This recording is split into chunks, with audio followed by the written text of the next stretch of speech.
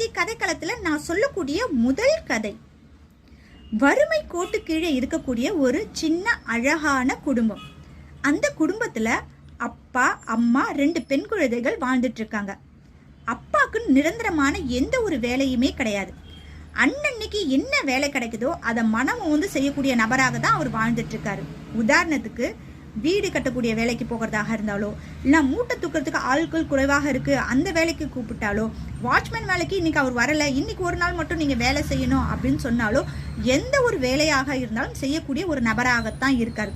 கடுமையான ஒரு உழைப்பாளி. நம்ம ஊரை பொறுத்த வரைக்கும் கடுமையான உழைப்பாளி அப்படின்னா நைட் என்ன பண்ணுவாங்க? கண்டிப்பா டாஸ்மார்க்குக்கு போவாங்க. ஆனா இவர் அது மாதிரி எந்த ஒரு கெட்ட பழக்கமும் இல்லாம தன்னோட குடும்பம் முக்கியம், குழந்தைங்களை நல்லா வளர்க்கணும் அப்படின்ட்டு எந்த ஒரு கெட்ட பழக்கத்தையும் ஏற்படுத்திக்காம வாழ்ந்த ஒரு நல்ல மனுஷன் அப்படின்னே சொல்லலாம்.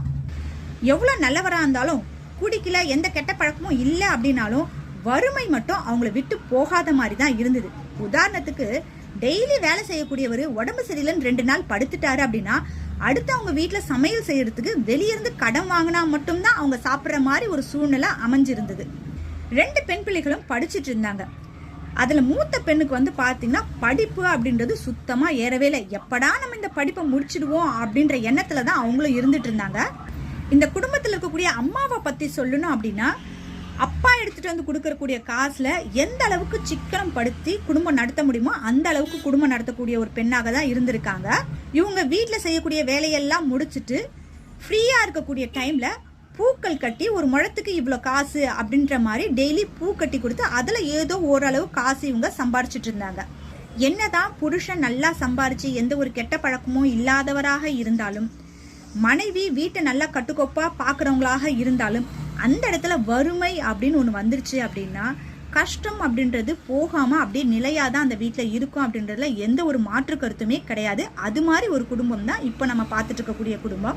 இப்போ இந்த கதை யாரை நோக்கி போயிட்டு இருக்கு அப்படின்னா, அவங்க மூத்த பொண்ணை நோக்கி தான் இந்த கதை போயிட்டு இருக்கு. இருந்தாலும் இவங்க குடும்பத்துல இருக்கவங்களை பத்தி சொன்னாதான் இந்த மூத்த பொண்ணு எடுக்கக்கூடிய ஒரு சில முடிவுகள் எதனால எடுத்தாங்க அப்படின்றது நமக்கு ஈஸியா புரியும் அப்படின்றதுக்காக தான் இவங்க குடும்பத்தை பத்தின இந்த விளக்கங்கள் உங்களுக்காக நான் சொன்னேன். இதுல இப்ப இந்த மூத்த பொண்ணு 10வது ரொம்ப கஷ்டப்பட்டு முடிச்சிடுறாங்க. எல்லாத்துலயுமே ஜஸ்ட் பாஸ் பண்ணிடுறாங்க.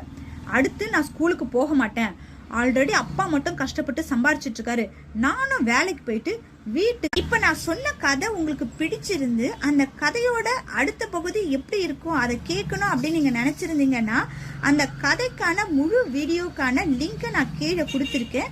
போய் செக் பண்ணி பாருங்க. முழுசா அந்த கதையை கேட்டதுக்கு அப்புறமா உங்களோட கருத்துக்களை என்னோட பகிர்ந்துக்கோங்க.